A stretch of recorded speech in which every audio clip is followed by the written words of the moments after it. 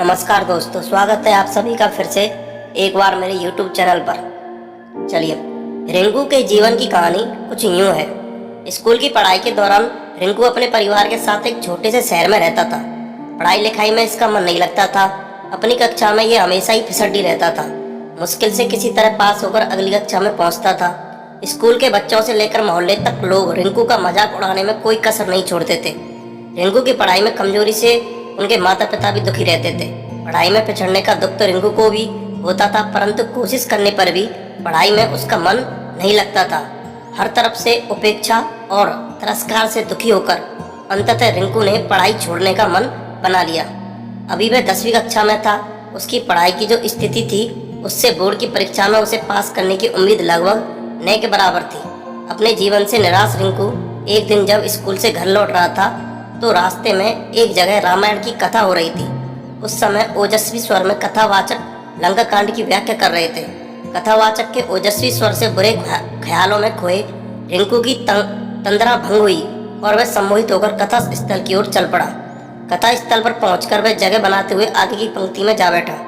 रिंकू को देखकर कथावाचक मुस्कुराए और अपनी कथा को जारी रखा। रिंकू एकाग्रता से कथा के एक एक शब्द को सुन रहा था। इस समय कथावाचक कह रहे थे, समस्या बड़ी गंभीर थी।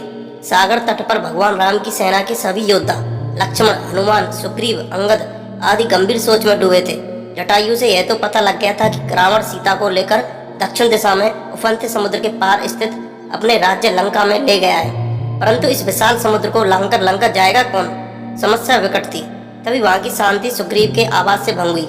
सुग्रीव ने प्रभु राम से कहा कि हमारे बीच एक ऐसे दिव्य शक्ति है जो समुद्र लांघकर लंका जा सकती है।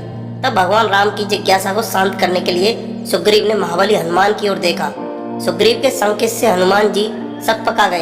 हनुमान जी की असमंजसता को भांपते हुए सुग्रीव ने कहा, हे पवन पुत्र, संभवतः आपको अपनी शक्ति का ज्ञान नहीं है। बचपन में आपने सूर्य को एक फल समझते हुए एक छलांग में उसे सैकड़ों कोस दूर जाकर निगल लिया था, तो फिर लंका की दूरी ही क्या है? जरूर है तो सिर्फ आपको अपने विश्वास को जगाने की। आप जब अपने विश्वास को जगा लेंगे और मन में ठान लेंगे तो शक्ति आप में स्वतः आ जाएगी। सुग्रीव की बात सुनकर एक तरफ जहाँ हनुमान जी को आश्चर्य हुआ, वहीं उनका विश्वास भी जागा और वे समुद्र लांघने को तैयार हो गए। अगले ही दिन उन्होंने पूर्ण विश्वास के साथ समुद्र लांघते हुए लंका की ओर प्रस्थान किया। रास्ते में मुश्किलें तो बहुत आई, फिर भी वे सभी मुश्किलों को परास्त करते हुए लंका में माँ सीता को ढूंढने में सफल हुए। वहाँ कथावाचक के एक एक शब्द को मंत्रमुग्ध होकर सुन रही रिंकू का नया जन्म हो चुका था। कुछ समय पहले तक जिस रिंकू की आंखों से निराशा के भाव झलक रहे थे, अब उसकी आंखों में चमक थी। उसके शरीर में उत्साह और स्फूर्ति का संचार होने लगा था। कथा खत्म होने के साथ ही वह तेजी से घर की ओर चल पड़ा। उसे सफलता का मूल मंत्र मिल चुका था।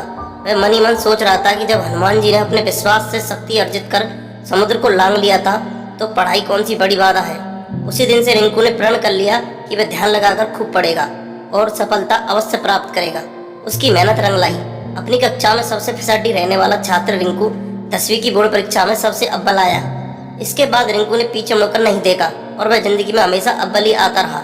वह लोक सेवा की परीक्षा में भी प्रथम स्थान पर आया और अपने आप पर विश्वास की बदौलत वह सरकारी महकमे में भी पदोन्नति पाते हुए ऊंचे ओहदे तक पहुंच गया।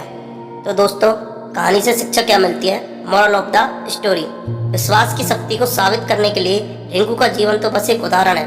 हर एक सफल व्यक्तित्व के पीछे उस व्यक्ति का विश्वास और कुछ कर गुजरने के जज्बे का मुख्य योगदान होता है। जब किसी व्यक्ति में विश्वास का संचार होता है तो उसमें शक्ति अपने आप संचारित होने लगती है। फिर जब तन और मन में शक्ति यानी ऊर्जा का संचार होता है तो मुश्किल काम भी आसान हो जाता है। यही तो जीवन में सफलता का मूल मंत्र है। धन्यवाद।